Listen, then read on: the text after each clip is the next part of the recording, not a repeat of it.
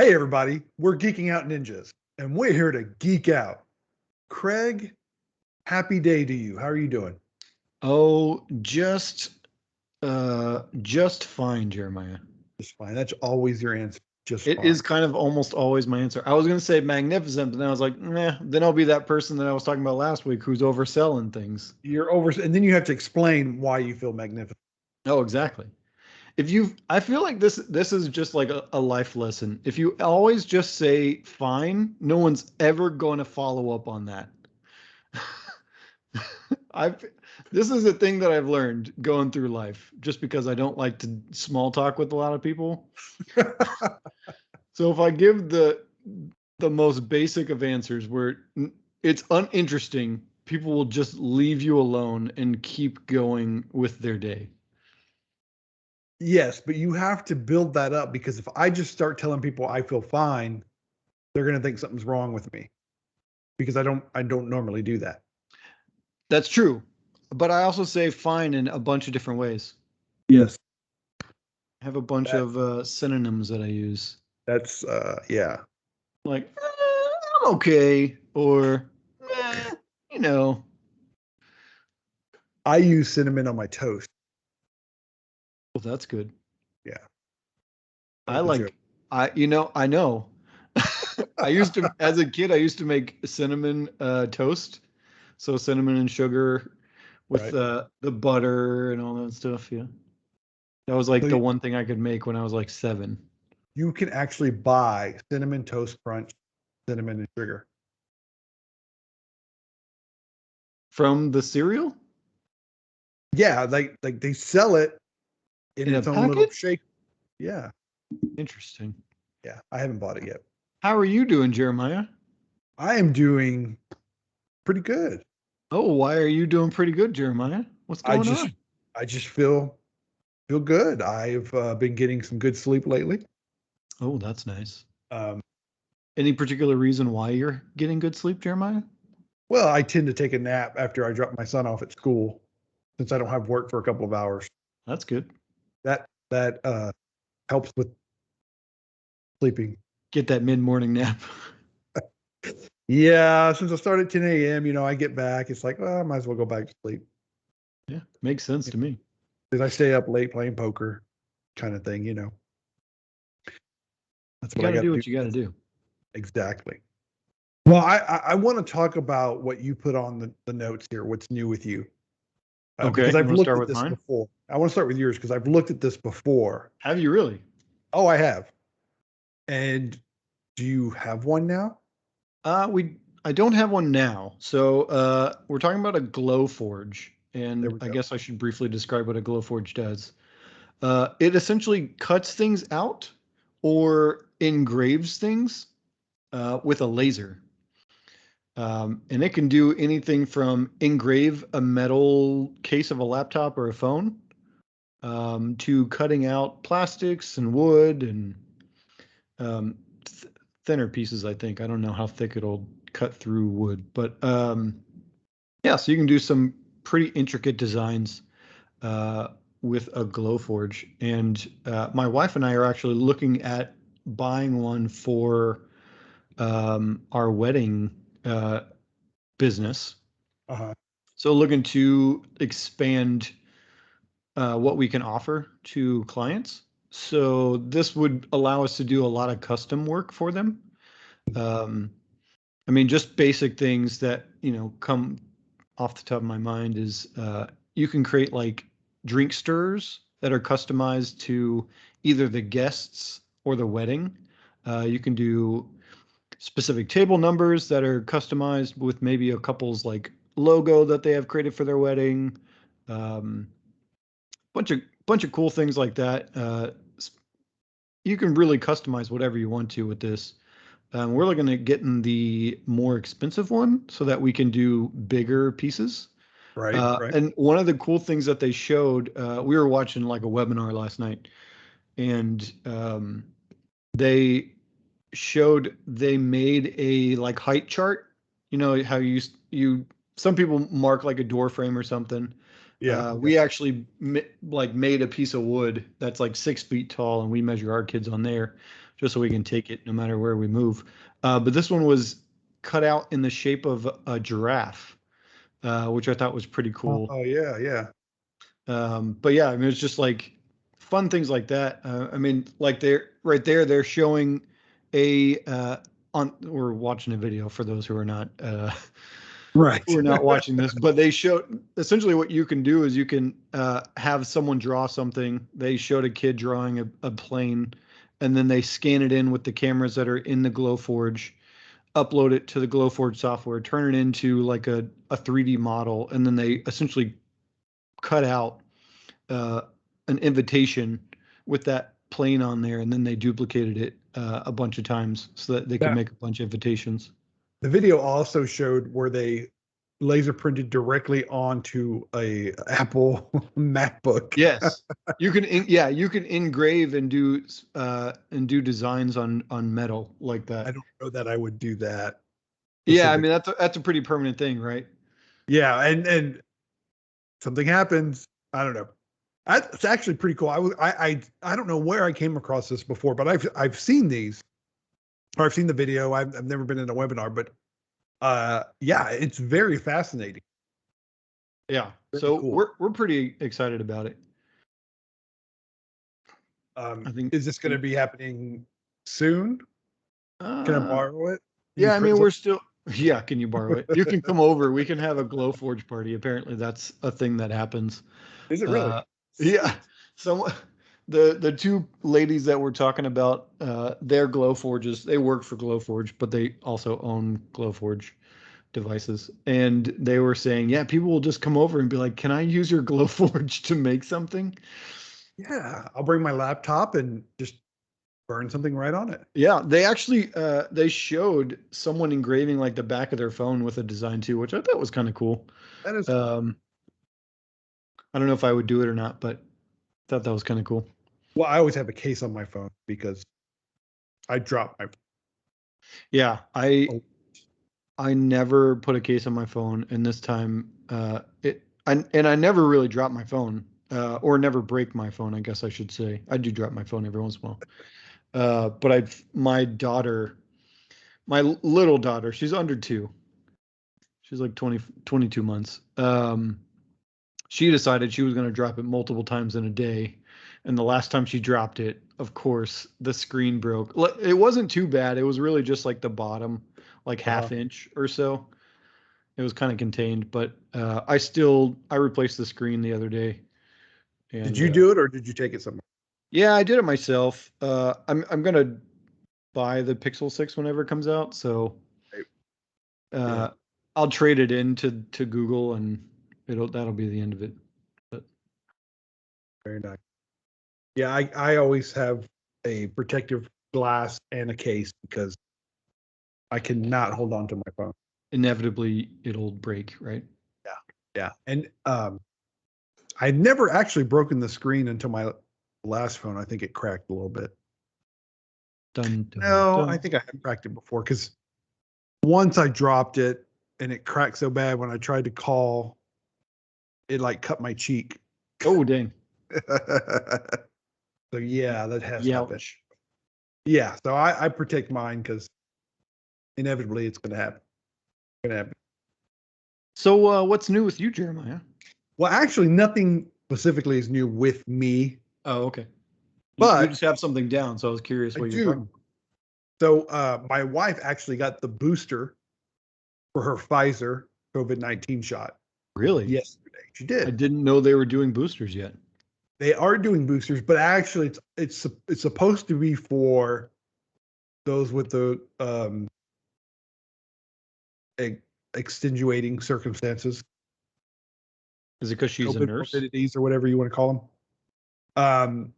But they were doing them at her hospital, and someone had extra, Nice. so she was able to go get it. Even though, I mean, she is a frontline worker, but uh, they couldn't. They were going to have to throw them away, so they let Yeah. everybody know, hey, if you have the Pfizer, come get the booster.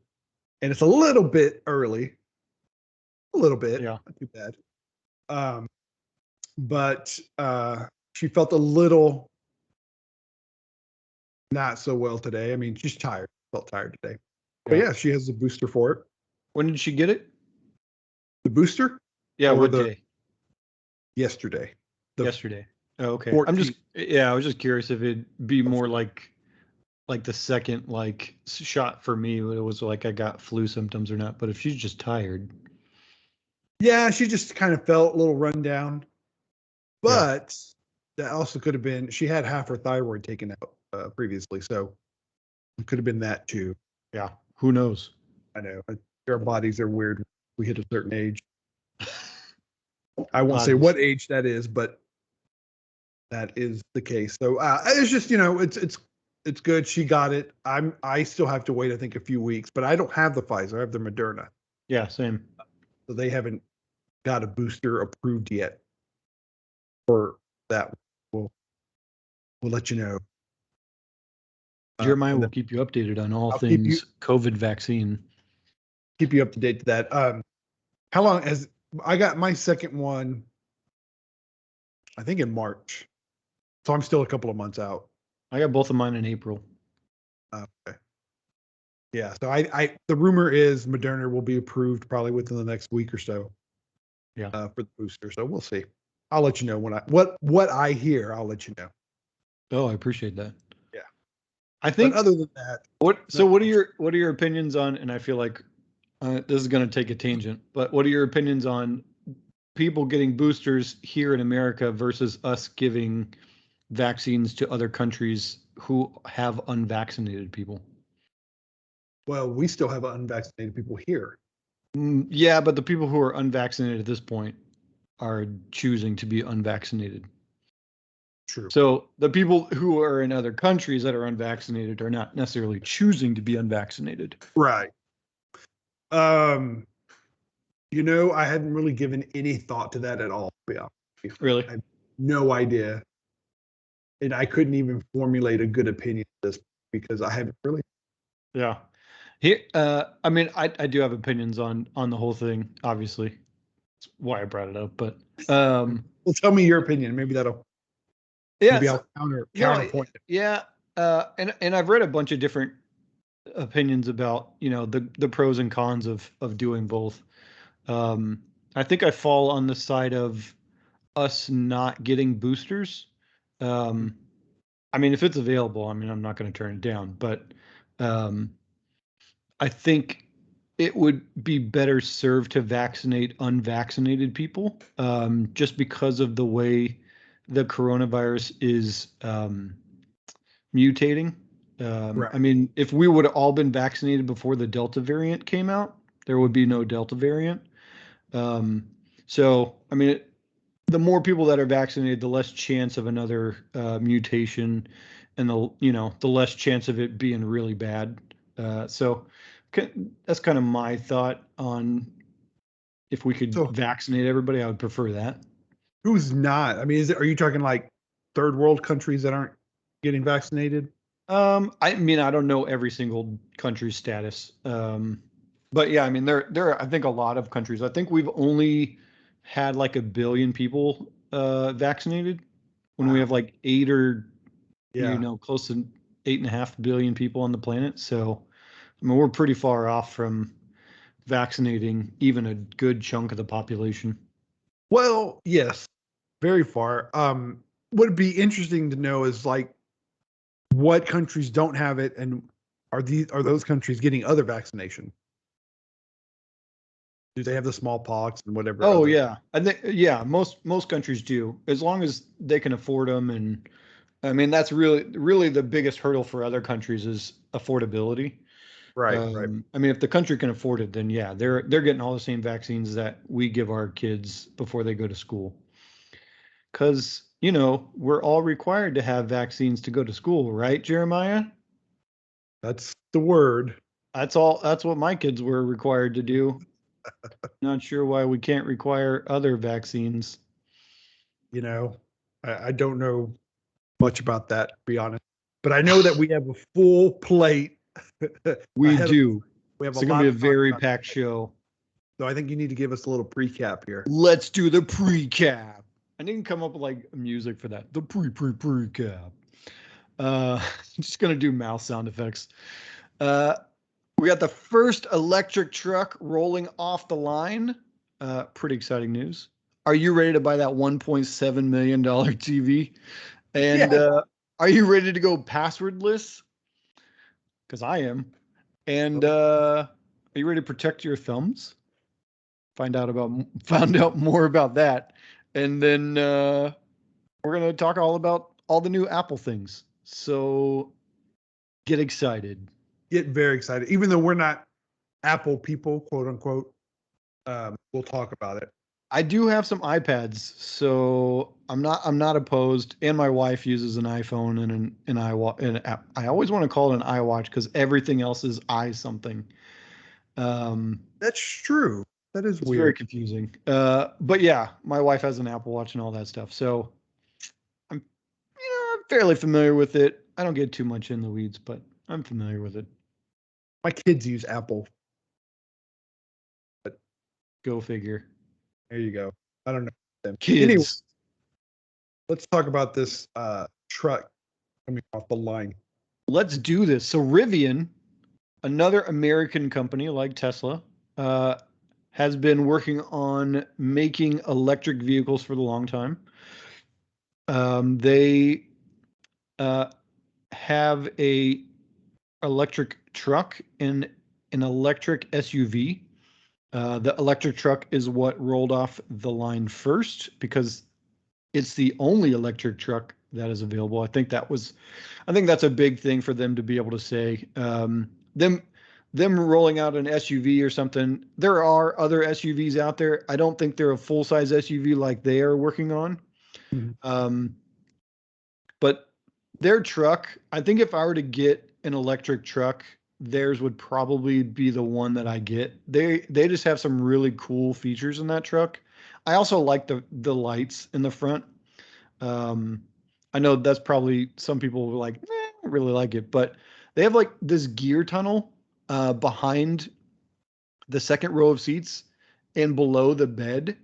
And that's not, I don't think there's a picture or anything of this in the article, but it lets you store so much stuff in there, as well as you can turn it into a bunch of other things. You can buy accessories for it, turn it into like a camp, like kitchen sort of deal.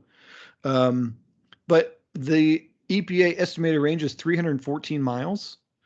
Um, that is the one that they have rolled off the line now. And then the one that'll be released next year will be 400 plus miles. And then, sometime in the distant future or near future, it'll be 250 plus mile truck.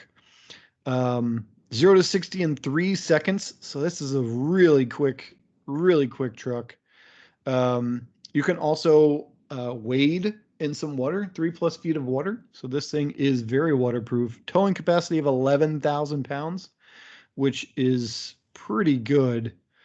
Has onboard charging, so you can plug other devices into it.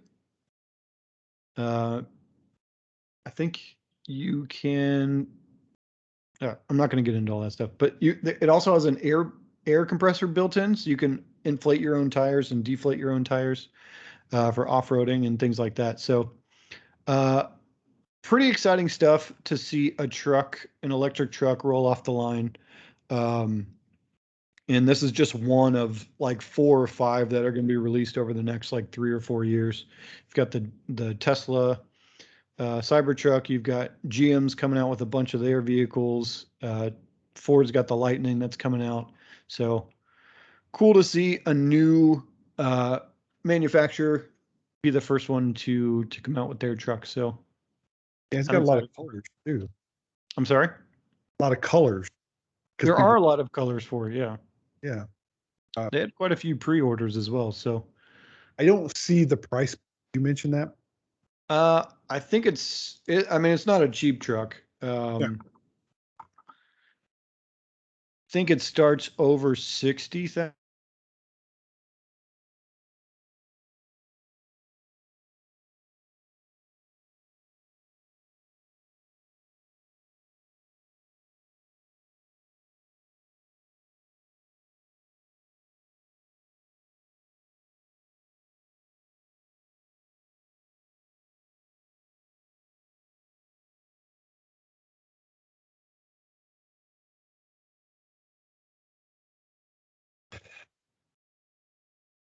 Apparently, I got kicked out for a minute. You got kicked out? It said trying to get me back in. I just stared at the camera like, oh, this is my fault. It's Cut that out. I was like, what is my internet doing? what is happening? So the cheapest That's price embarrassing. for the Rivian is 67,500. Okay. Well, But I mean, that's you got a new truck. Uh, that's not terrible. no, Uh, it's not terrible. it's not terrible.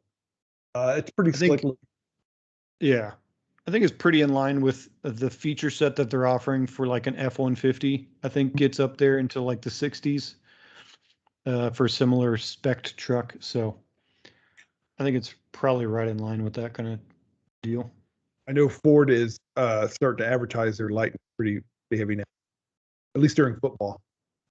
I've watched the football game, so average.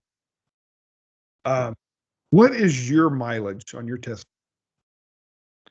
So originally came with 315 miles. I don't think I get 315 miles, but I never drive from 100% to 0%. So I don't think I could tell you the exact. I think I'm closer to like 300.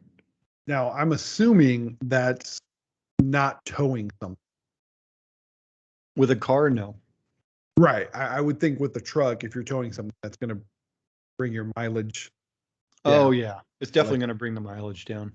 Just like if you were to tow in a gas car or gas truck, it's going to lower the mileage.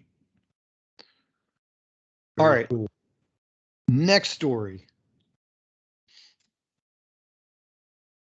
New York has passed a law banning new fossil fuel vehicle sales after 2034. That's only 13 years. It's only 13 years away. That is not a long time.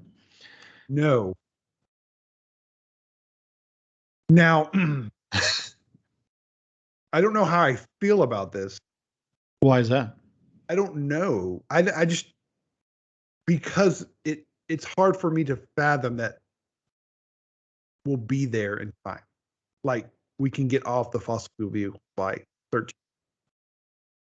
Now I could see where the majority of like New York City, like I assume the majority of people there don't even own a vehicle. Yeah, So I mean, mostly compact. like taxis and things, right?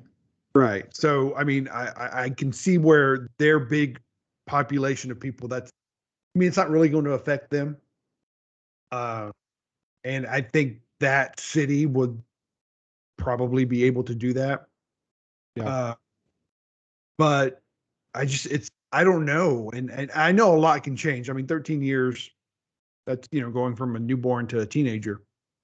But it's just hard for me to fathom that that can happen. And I don't know. I don't think Texas will be anywhere near that. Texas won't even try. So, Right.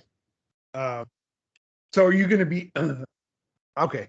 Well, let's talk about the article. Then we'll ask questions here. So they're the first state legislator that passed the law, if I'm correct. they are the first one to actually pass the law. Yeah. So California and Massachusetts last year issued an executive order directing the California Air Resource Board to develop regulations to mandate zero emissions for all new passenger trucks and cars by 2035. But they haven't actually passed anything. Right. So I think they're looking to make it happen, but when they're going to be determined, I think. So uh, this is the very first one. So there are some caveats in here. The sorry. So I'm looking here. It says that by 2050, the city predicts will need 800,000 level 2 chargers, 60,000 fast chargers in the city of New York City, Yeah. to accommodate all these cars. Yeah, I mean, if you think about it, there's not a whole lot of places that have garages, Right. so there's going to be a lot of street charging, um, and it's going to be a very different infrastructure. And I think it could set the tone for other cities on how to manage that kind of infrastructure, because there's a severe lacking um, of charging in city uh, um, city like living environments. Right. Most people, when they own an electric car, they take it home, they plug it in at night, and it's like good to go. I mean, that's what I do. My car could literally always be 100% fully charged if I wanted it to be, Yeah. which is a game changer when you're driving. You really never have to think about, oh, do I have enough range? Am I going to make it here or there? That kind of stuff is it's super nice to never have to think about. But if you don't live in a place with a garage, it's a completely different story. Um, you're almost constantly trying to think about, when am I going to charge? How am I going to charge? Where am I going to have to go to charge? It's a very different state of mind. And I think we talked about this in another article about it was probably a couple months ago.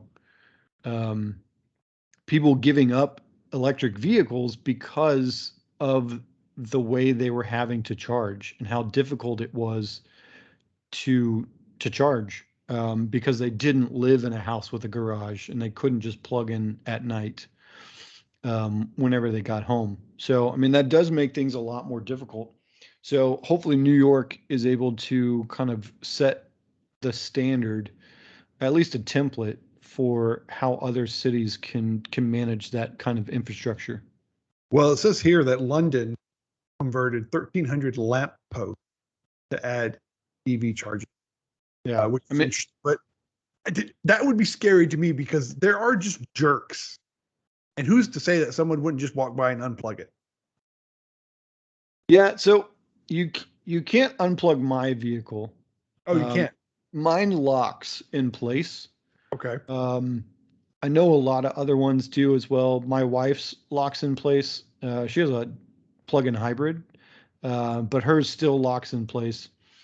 Um, so Okay. I think for the most part, almost all of them are probably going to lock.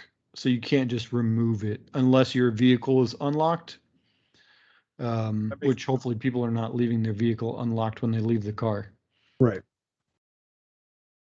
I just I don't know.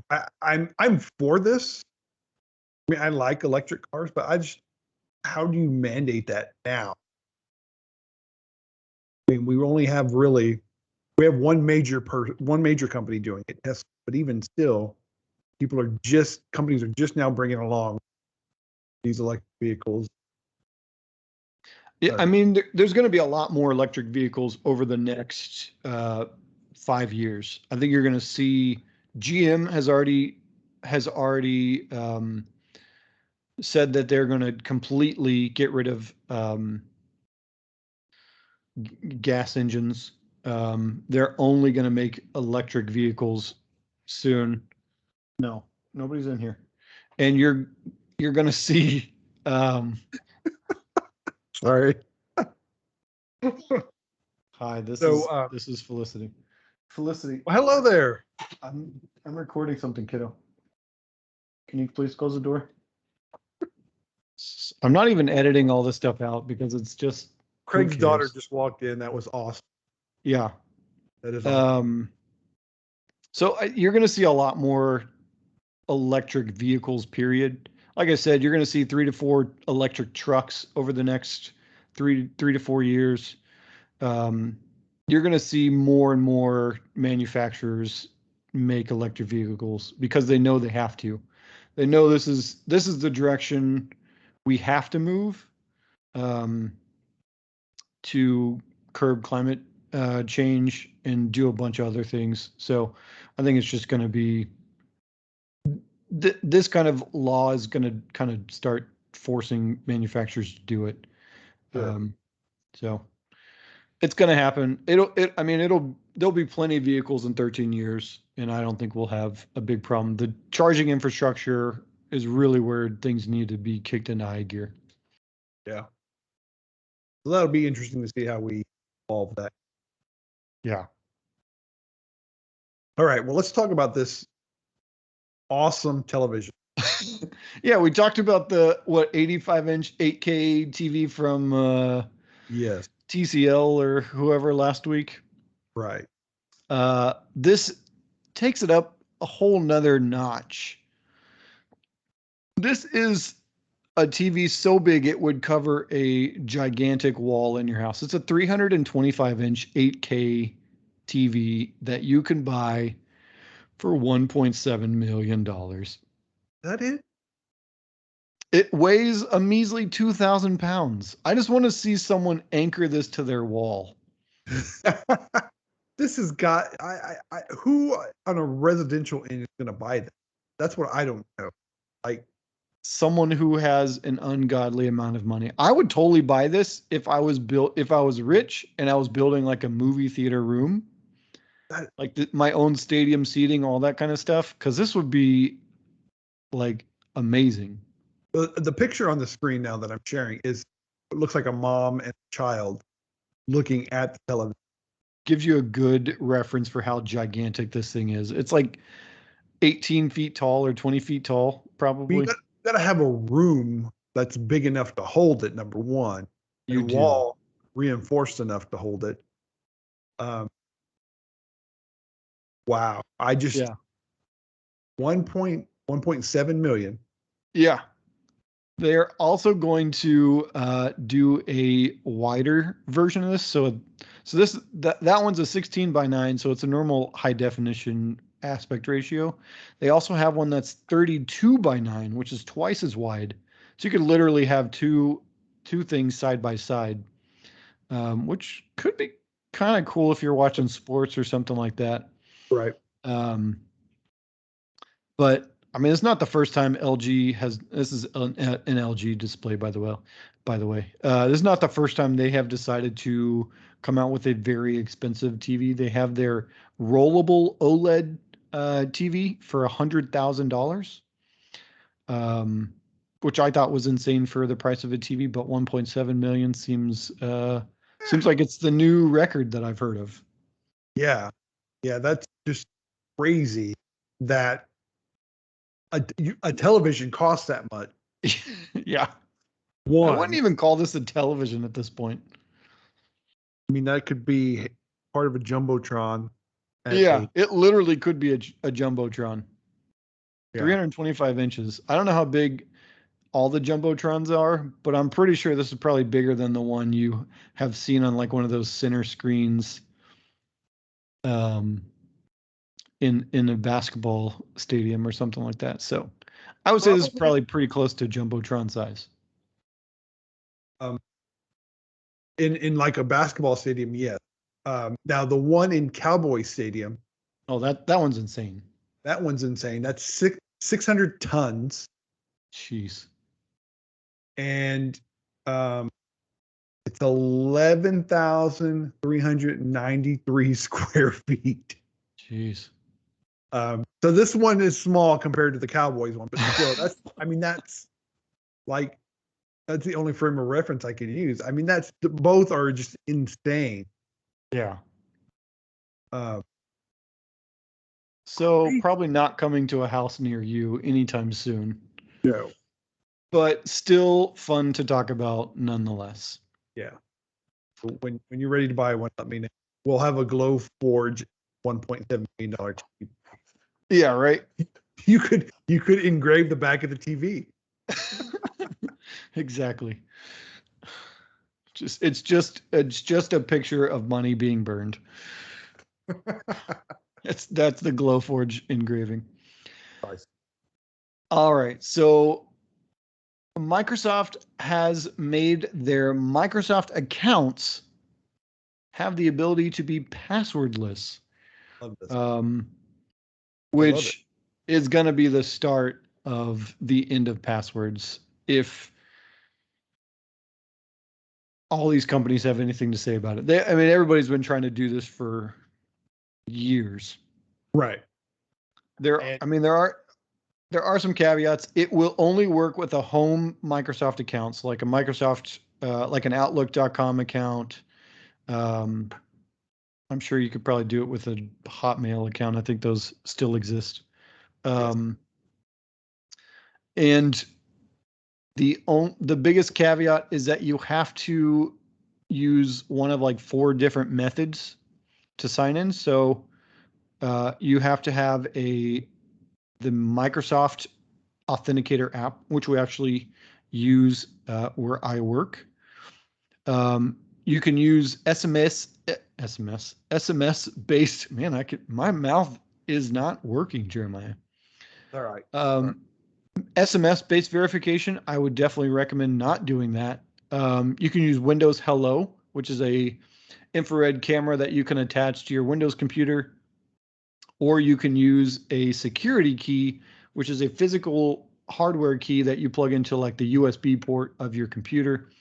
You can also get some that work with cell phones and USB-C ports as well. Those are the only way this would work. I would highly recommend the Microsoft Authenticator app method. Right. It will be the easiest way for most people to make this work. And essentially, what will happen is once you turn it on, and we can talk about how you turn it on here in a second, but once you would turn this on, whenever you sign into your Microsoft account, it would still ask for your email. And then instead of asking for your password, you would get a prompt on your phone to approve or deny a login.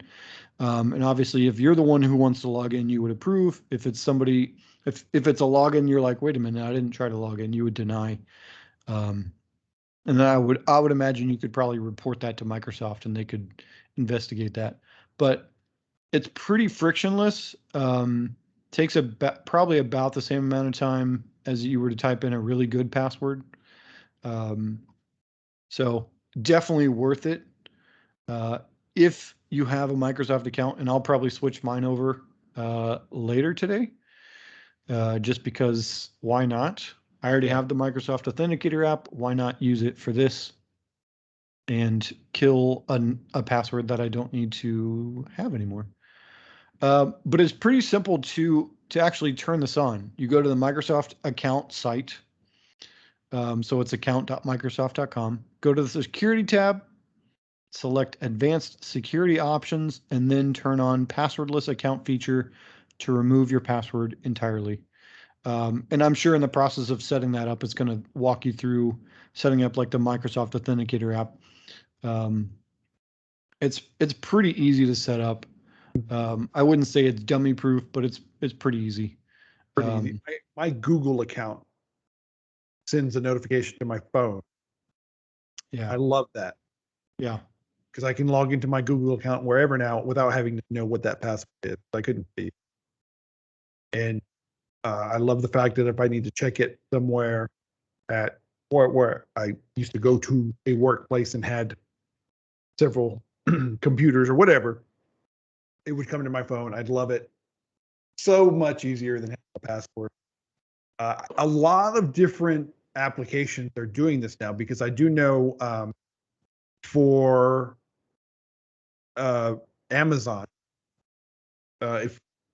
if you're doing something, not your regular Amazon account, but if you're logging into their Architect or other type of system, you have to pull up. There's a Google Authenticator app that gives you a random 6-character. I was talking. Sorry. And then when I log into my HR application for my employer, I have to do the Google Authentic every 30 days. Make sure. So this passwordless movement is amazing. I love it. I'm on board. Let's do more of it. Yes. More people. Yes, and thank you. Beautiful. I'm going to let you talk about this one, Jeremiah. Well, I just wanted to put something in a little fun. And I never have this issue, but there is now, you can buy a finger sleeve. Well, a thumb sleeve, finger sleeve, whatever you want to call it, It does say gaming finger sleeve. Absorb sweat when you are gaming on your mobile device. So basically, you would just kind of slip it over your thumbs, and if you're holding your, there you go, you got a good picture of it. Yeah. For those that are very intent on their with their gaming on their mobile device, you can just flip it on and not have to worry about your thumbs flipping because of the intensity that you're playing this game, and sweat is pouring off your thumbs onto the screen, causing all kinds of issues when you're trying to either move the box, shoot the bird, the angry bird. If you're playing Fortnite, shooting people, whatever. They are very nice little sleeves that are woven from nylon, spandex, and conductive silver fibers. So they're going to work. That means that, so that's so the connection, I guess, it knows where your fingers are, but absorbs sweat, which also allows your fingers to breathe, keeping them relatively cool and dry. I mean, this is what I've been waiting for. I have some very intense games of cribbage that go on, and that's true. I sometimes wish I had something to put over my thumb. So I got to take my screen and wipe my thumbs with the paper towel or something, because it's just the veracity that I'm playing these games causes my entire body to overheat and have to cool off. So I'm so glad that someone took the time to think about how can we make gaming on the mobile device better with our thumb. They're only $10. They're only $10 per pair. Please go out, and I don't know if they come in different colors yet. I doubt it. It's made by Razer, who's a gaming company, and they pretty much make everything in green and black. So yeah. So you got to but you're not doing this for style. You're doing this because of the enormous amount of sweat that come off your thumb while you're intensely playing these mobile. You're gonna see people wearing these. It's gonna happen. There are gonna be people under the age of probably 18 that are wearing these things. I'm sure, but I would love to see that, and I would love to comment some nice thumb sleeves you have there. Some sweet sleeves you got on your thumbs. There you go. Love it. So hopefully that'll make your day. Yeah, hopefully that will make your day. And now on to our Apple event coverage. I don't even really know what to call it. It's Apple just dumped a bunch of products. Right. And they want everybody to be excited about it. They really want everybody to be excited about it. I hope everybody is excited after we talk about this, because I know that I'm mildly fine with it and all the announcements. So there's some cool stuff. You are as well. Some cool stuff. Yeah, it's all right. Let's start with the most basic of updates. The original iPad, the cheapest iPad that starts at $329, continues to be $329, but now is a little bit faster. Doubles the base storage from 32 gigs to 64 gigs, which is nice. Yes. I really think the biggest boost for this iPad, honestly, is the storage. And then it has a new 12 megapixel front facing camera that supports what Apple calls center stage. That can, if you're on a video meeting or something, it can shift the camera's perspective as you move around as to follow you wherever you go to some extent. I think those are probably the two biggest things. And I will say that the center stage feature, they announced it for every product that they announced except for the Apple Watch refresh. So kind of nice that it's on all the devices now. It's more of like a bonus feature to me than anything else, but still nice to have. I mean, and that's not a bad price, $329. I think to me the base iPad is still the go-to iPad for anybody if they're starting out. If they don't know what they want, get the basic iPad. I bet you'll be good with it. And if you decide in a year or two, you're like, it's not everything that I want, then you can upgrade to a different one. But I think it's a very good starter iPad. It's definitely one good one for like kids, as long as you put like one of those gigantic cases in it, cases on it. But it's a good tablet. I think it's probably better than almost every single Android tablet out there. So it does definitely has some pros to it. I have not seen an Android tablet quite. Yeah, Didn't we talk about someone coming out with one, a new one? yeah. I mean, there are manufacturers that come out with them. Samsung comes out with a new one every year. They make good hardware, but Android tablets, the software's really never been there. For the apps, really, is what it comes down to. You would kind of be foolish to buy an Android tablet at this point. Yeah, and for the price, still. For the price, I mean, yeah, most of the Android tablets are going to be more than $329, and at that point, you might as well get an iPad, which is going to give you more apps and just a better user experience.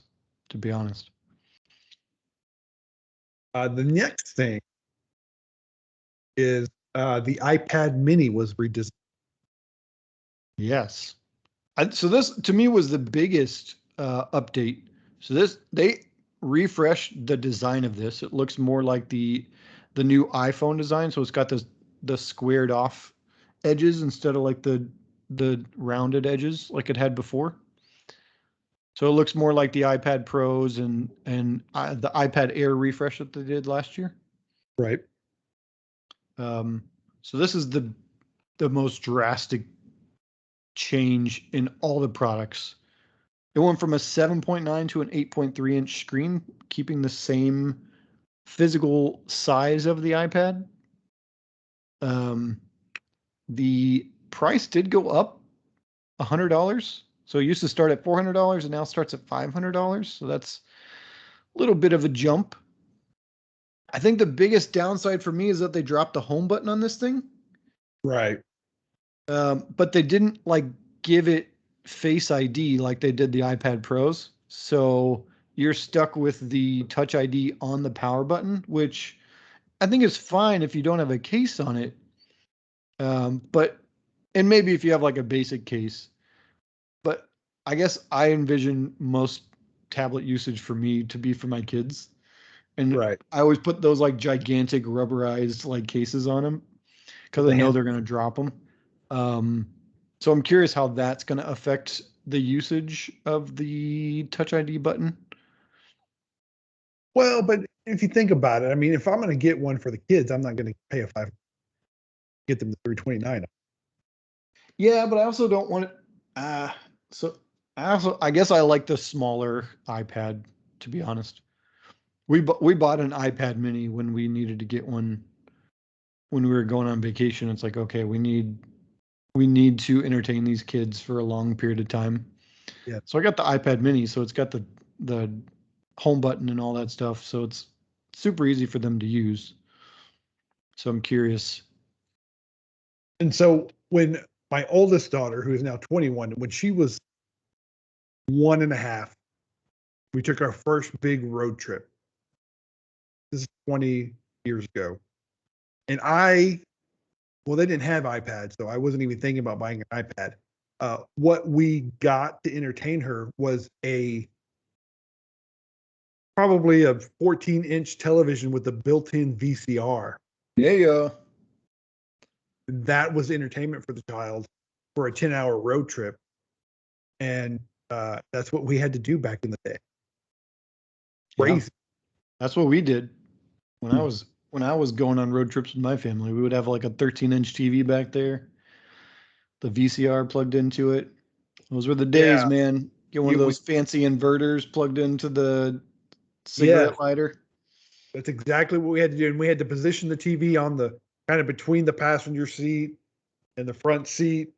And the car seat was in the middle, and she kind of had to look down. Yeah, crazy time. Rough times for kids. It was 20 years. I mean, Little Mermaid, Aladdin, Beauty and the Beast. Yeah. Those were all on. We had to rewind it. put it to play. So you hear that rewind noise? I can still hear the rewind noise in my head. Yes. Yeah. So that's what we had to do. New iPad. Yeah, so there are a couple other changes to this, not anything drastic. It adds a USB-C port and gets rid of a Lightning port. So I think the regular iPad is the only one with a Lightning port still, which is kind of interesting. And they added Apple Pencil 2 compatibility for it. That's cool. Yeah, so I think it's probably like a good like starter creative iPad for teens maybe. Have you used the Apple Pencil 2 yet on any type of device? I have not. Have you? Yes. It is very cool. But I've only colored with it. I haven't really. I don't draw. So all I did was fill in like, an app that let me color on. Hey, I'm Yeah. fine with just coloring, as long as My it stays in the lines for me. my architect to be child got an iPad Pro. So she got. I don't see it where she's spending every day. I don't know if you're cutting out on me or if I'm just having issues listening to what you're saying. I'll. I was doing that one. Am I still cutting out? Yeah, Oh, but I don't know if that's on my end or your end. But I don't so mind taking for that one. once again, iPad Mini gets that center stage feature with the front camera, and they're adding support for 5G and Wi-Fi 6 to round out the connectivity features. So you could technically use this as a gigantic phone if you wanted to. There will be people doing it. Just expect to see it. Yeah. Well, if you get the little I The AirPods. AirPods, there you go. Yeah, I think. You could definitely make it work. Apple Watch is getting a slight visual upgrade with the Series 7. The screen is getting 20% larger Bigger. without making the watch bigger itself. This is their most durable, crack-resistant display on an Apple Watch. They are adding IPX6 dust resistance, which is the first for an Apple Watch. This one also gets a new USB-C Apple Watch charger, Yes. which is a pretty big deal for this. So it goes from 0 to 80% in 45 minutes, and it achieves 8 hours of sleep tracking from just an 8-minute charge. Oh wow. Yeah, so the battery life is still the same at 18 hours. But I think just adding that charger, changing the charger is going to be a game changer for Apple Watch people who are like trying to use this thing 24/7. They did kind of announce through a video some interesting features that they're adding to this. So you'll be able to measure a tennis serve speed or the distance of a golf drive, supposedly. What? From the watch. Yeah, I'm curious how that's going to work. Hey Siri prompts can tell users how far they've biked. It'll also detect biking sessions and auto pause and restart for stops, which is nice because I know that, I mean, mine's a 3-year-old watch at this point, but whenever I've gone biking and I'm tracking everything, it's having to like pause it and then start it back up. It's like, oh crap, I forgot to start it back up. So it's kind of annoying. So I mean, that's kind of a nice thing for people who bike a lot. Fall detection while biking has been added. And there are some e-biking improvements as well to calculate calories more accurately. And then they also have added some features of sleep tracking that add respiratory rate to the sleep data. That's good. Yeah, so I was originally going to talk about the Apple Watch band sizing being confusing, but I don't really care anymore. You did not mention that it will have a full QWERTY keyboard. So you can It, type. yeah, you can swipe on the keyboard. So That I think is a big, big. yeah, as bad as Android Wear is, they have had that for a really long time. So uh, it is a nice thing to have when you're trying to type on a really small keyboard. Although I think a lot of people probably use voice typing. They do. I still haven't really utilized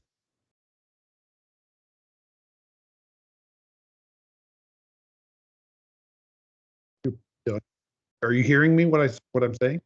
Part of what you're saying, Terrible. it's going in and out, but I don't know if that's me or you. So this will be interesting to listen back to this recording. It's been a This great could be a evening. really terrible podcast. Okay, so on to the iPhone 13. Uh, so to me, you can really break this up into essentially two different phones. The iPhone 13 and the 13 mini are exactly the same, except for the screen size is different. And the iPhone 13 Pro and Pro Max are exactly the same feature-wise, except for the screen size difference. So they changed how they were doing things from last year. Last year, the 13 and or the 12 and the 12 Pro were very similar. Um, and the Max had like extra features that you didn't get on anything else. And the Mini was kind of left in the cold. Mhm. Um, and it didn't have all the features of the 12. So I think this is probably a better way to do things. So the Mini is a 5.4-inch screen, and the 12 and the 13 is a 6.1-inch screen, so a 0.7-inch screen difference. Um, they're both OLED screens, and they are both brighter than last year's screens, which is always a bonus, especially when you're trying to see things outside. Uh, the the Face ID notch has gotten smaller. The notch used to be atrociously large on the 12 and 10s, I think is when it maybe first came out. It's now 20% smaller. It's still a pretty big notch in the middle of the display, but getting some of that real estate back is nice. It's a processor bump as well, just like every single other device. It's slightly faster. Uh, the Mini will get 1.5 hours more battery life than the 12 Mini, and the iPhone 13 will get 2.5 hours more battery life compared to the iPhone 12, thanks to bigger batteries, better performance from the processor, and other optimizations. That's a pretty big jump. Yeah, right. That's pretty nice Yeah, boost just going from one year to the next.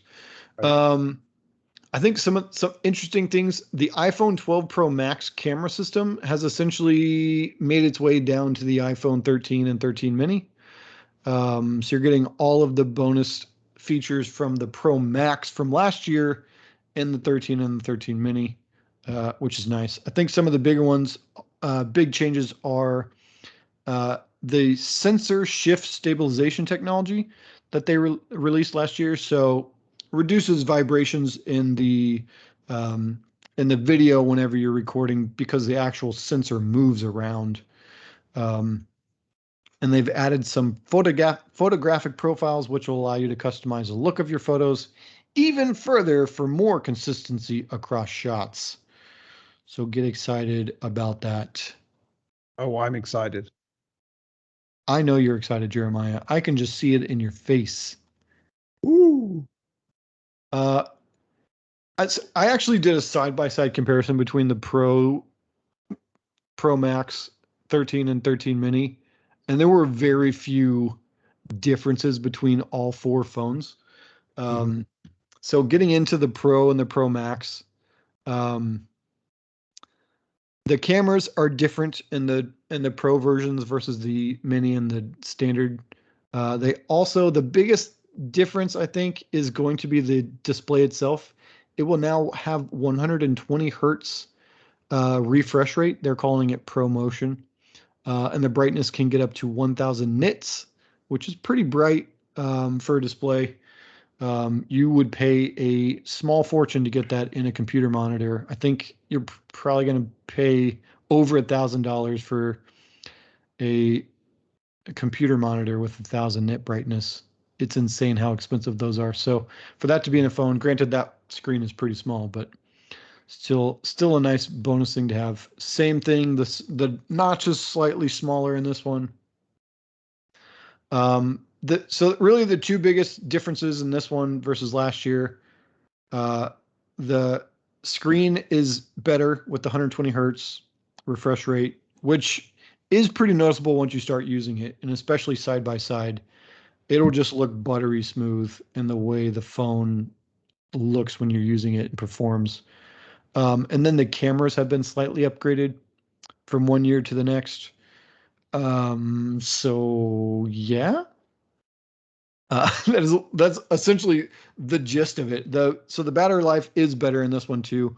So it's 1.5 hours longer for the 12 Pro, or the 13 Pro. Sorry, I'm seeing both numbers, so it's throwing my brain off.